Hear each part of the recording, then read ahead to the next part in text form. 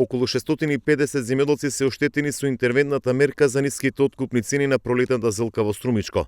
Вака тврди Драги Памуков, бидејќи исплатата на 3 денари по килограм не се вршила по предадени количини во регистрирани откупни центри, туку по површина.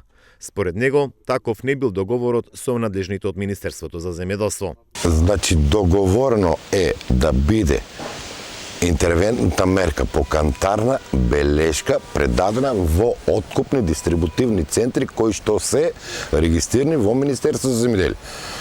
А е спроведено по површина. А површината е одредено на декар по 3 тона или на хектар 30 тона. Памуков вели дека оштетени се и земјоделците кои имаат пријавено површини под пролетна зилка. Според него, некои имаат произведено многу повеќе од 3 тони по декар. Тој за периодот кој го признава државата за интервентната мерка предал 18 тони, а му признале помош само за 9 тона.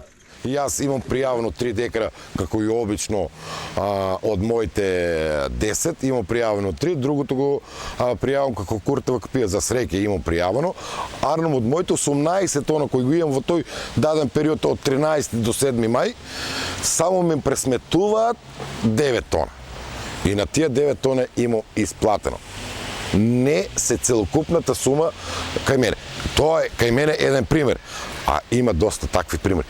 Од Министерството за земјоделство велат дека со мерката биле опфатени 1630 земјоделци, на кои им е исплатена сума од 41,7 милиони денари. Како корисници биле сите регистрирани земјоделци кои оваа година имаат производство на зилка и истата е предадена во регистрирани капацитети, и тоа за максимална предадена количина од 30 тони по хектар или 3 тони по декар.